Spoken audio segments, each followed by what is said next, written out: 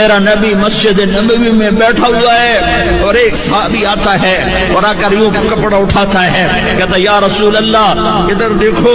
میں نے پیٹ پہ پتھر باندھا ہوا ہے، بھوک کی وجہ سے میں سیدھا نہیں ہو پا رہا۔ دو جہان کا سردار، مقام محمود کا مالک، عرش و فرش پر جس کی نبوت کے ڈنکے، محمد جس کا نام، احمد جس کا نام، طٰہٰ جس کا نام، یاسین جس کا نام،